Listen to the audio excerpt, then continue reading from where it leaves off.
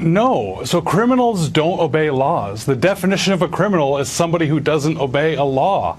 Banning an inanimate object will not solve these problems. So, for example, the Maryland shooting yesterday didn't involve an AR-15.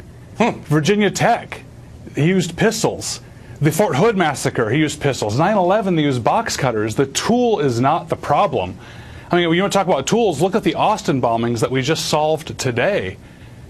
Bombs are already illegal. It didn't stop the bombings from happening. But wait, but we know, because I saw it on CNN like all week, that high-capacity magazines are the core problem. So when we ban those, obviously this will end, right? Of course, because during the assault weapons ban that started in 1994 and sunsetted in 2004, it did nothing to stop violent crime. In fact, today's levels of violent crime are 50% lower than they were at their peak in 1997, right in the middle of the same ban that banned those so-called dangerous high-capacity magazines. Well, that doesn't make sense, because I know that places with strict gun control laws are much safer.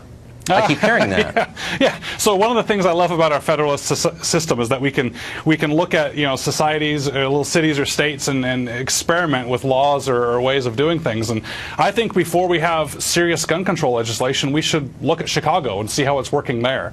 How is it working? Has it stopped? They banned shootings there, so there are no more shootings?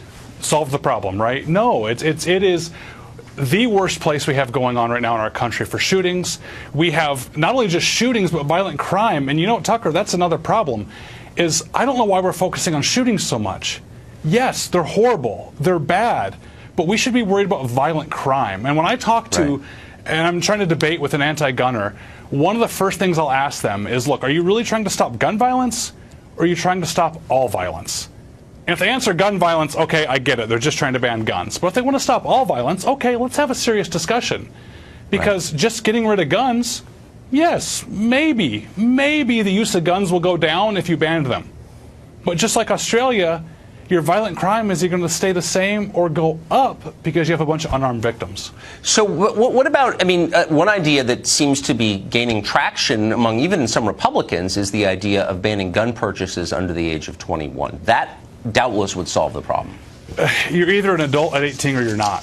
I think we need to make that distinction first before we even get to guns. And I get it that Democrats want younger voters because as people grow up, they tend to stop voting Democrat.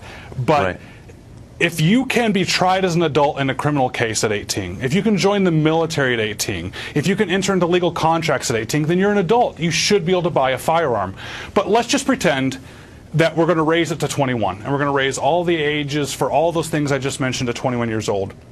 That still would not have stopped 29 of the top 30 mass shootings that we've had in this country.